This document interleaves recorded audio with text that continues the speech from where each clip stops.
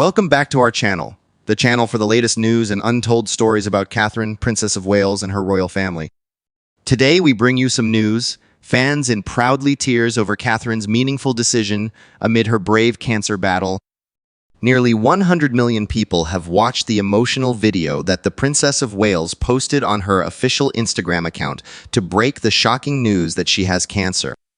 Princess Catherine, who is 42 years old, expressed gratitude to everyone in the world for all the touching messages of encouragement before requesting seclusion for herself and the rest of her family, which includes Prince George, Princess Charlotte, and Prince Louis, on the condition that she concentrates on recovering from her health issue. While everyone continues to hold out optimism concerning the princess' full recuperation, it is heartwarming to think back on Catherine's own kindness to cancer sufferers throughout the course of her lengthy career. Little Princess Trust is a charitable organization that offers free, genuine human hair wigs to kids and teenagers who have parted from their natural locks as a result of disease.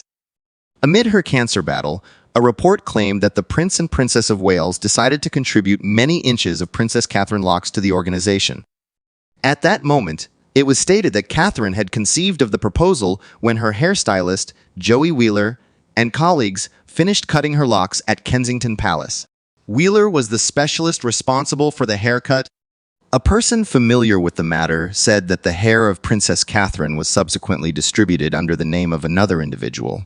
According to the source, it was shipped using someone else's identity in order to ensure the people receiving it did not realize it was from a member of the royal family. They simply believed it came from a female donor who lived in the Kensington region. Following the dissemination of the information, the Little Princess Trust stated that it turned out to be an excellent delight for them to have been given a grant from the members of the royal family. It comes as a total shock, according to Helen Crease, who is a spokesman for the charitable organization. Not only are we all really happy about the fact that she has given us her hair, but we are also extremely grateful for it.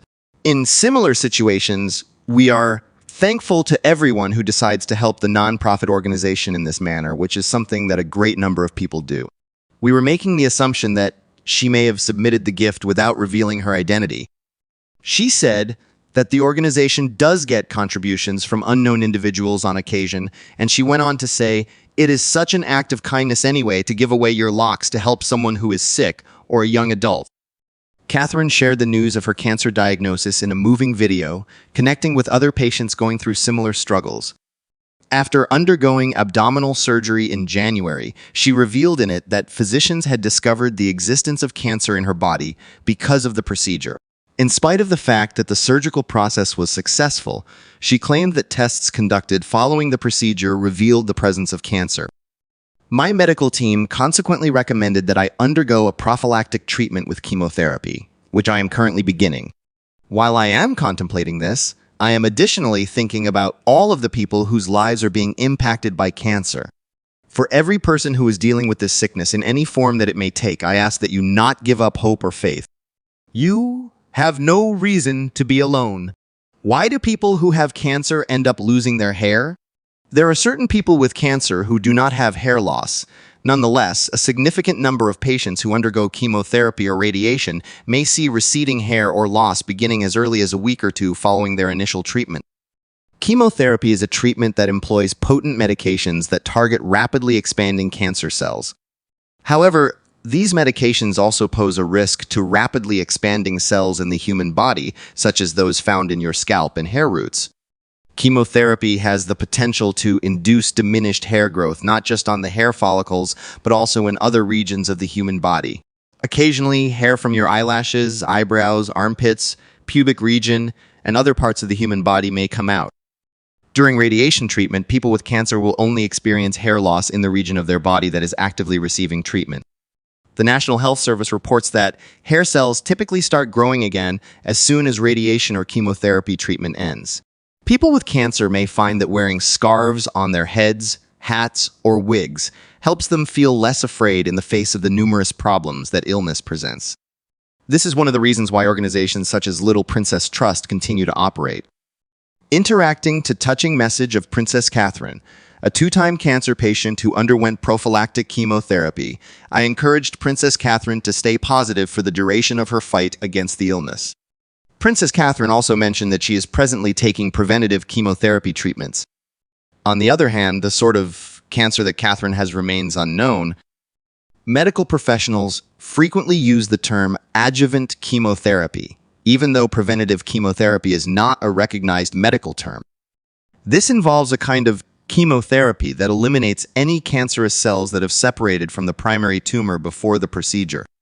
This helps to lower the likelihood that the malignancy will return after the operation.